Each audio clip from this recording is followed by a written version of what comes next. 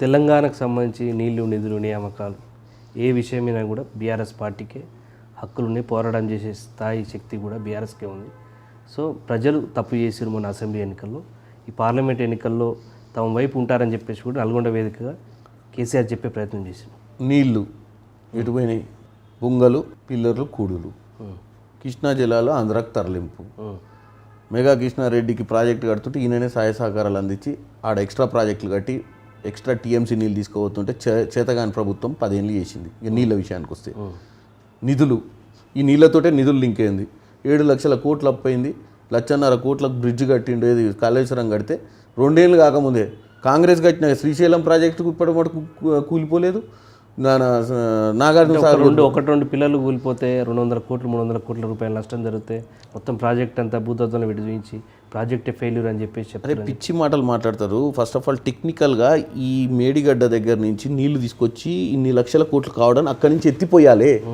ఇదే కూలిన తర్వాత ఎత్తిపోసేది ఎక్కడ, నీళ్ళు అక్కడ వచ్చి అసలు లాజిక్ ఏంది, ఇక్కడికి వచ్చి నిల్వ నీళ్ళు ముందుకు ప్రజలకు రావాలి. ఆడనే కూలిపోయిన తర్వాత గత నవంబర్లో ఎప్పుడో కుంగింది, అప్పటి నుంచి నీళ్ళన్నీ ఖాళీ చేసిర్రు. అంటే ఈ సీజన్ మన కాళేశ్వరం పని చేయనట్టే కదా. ఓకే, ఇప్పుడు ఎల్లంటి వాడు ఏమంటుండే ఇవాళ పేపర్ పొద్దున, అసలు నేను ఇవాళ పేపర్లో అసలు నేనెందుకు కట్టిస్తా, మళ్ళా మీరు పైసలు ఇస్తే కట్టిస్తారు, నా పని అయిపోయింది. ప్రభుత్వం ఇచ్చిన డిజైన్ల మీద నేను కట్టినా, నేను డిజైనర్ని కాదు, తప్పుడు డిజైన్లు వాళ్ళు ఇచ్చిర్రు. ఓకే, తప్పుడు డిజైన్ ఇచ్చినోడు ఎవడు, ఫామ్ హౌస్లో వండుకున్నటువంటి నెంబర్ 1 అప్పుడు ఉన్నటువంటి విశ్వేశ్వరరెడ్డి, విశ్వేశ్వరయ్య కంటే పెద్ద ఇంజనీర్ ఈయన కేసీఆర్ గారు. ఈ విశ్వేశ్వరయ్య కంటే పెద్ద ఇంజనీర్ చేసిన దరిద్రపు పాలన, దరిద్రపు లెక్కలతో ఈ స్థాయికి వచ్చినాం. అది నీళ్లు నిధుల విషయానికి వస్తే నిధులు మొత్తం దారి మళ్లించిండు. అదే 7 లక్షల కోట్ల అప్పు నిజంగానే ఖర్చు పెట్టుంటే నీళ్లు నిధులు నియామకాలు అయిపోయేది.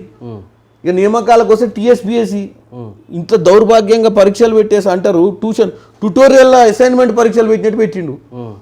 ఓసారి వచ్చి పరీక్ష పేపర్లు ఇస్తాడు, ఆయనే రాసుకుంటారు, ఆయన పోయి సిగరెట్ తాగొస్తాడు, ఈ లోపు వీళ్ళు కాపీ కొట్టుకోవచ్చు, మళ్ళీ ఎవరికి ఇష్టం ఉన్నట్టు రాసుకోవచ్చు, వాళ్ళే పరీక్షలో మార్కులు వేసుకోవచ్చు. అది టీఎస్పీఎస్సీ పరిస్థితి.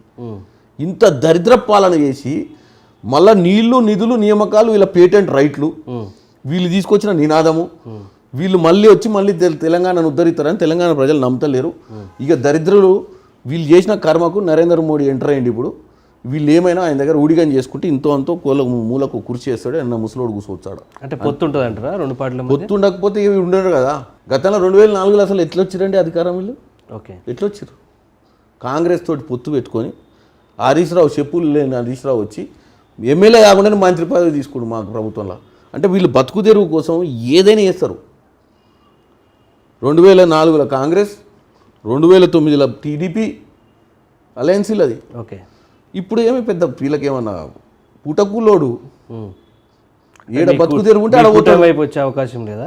ఎవరికి? మీ కూటమి వైపు అది కూడా ప్రయత్నం చేస్తారు. ఇంకో 4 ఏళ్ళు అయితే ఇప్పుడు బీజేపీ తంతే ఇక చిన్న ఇప్పుడు అంటే ఇప్పుడు రాలేరు. ఎందుకు రాలేరు అంటే మొన్ననే కదా మేము సాఫ్ చేసి పంపింది. ప్లస్ ఇప్పుడు మా దాంట్లోకి వస్తే ఇప్పుడు మేము తీసుకోము కదా.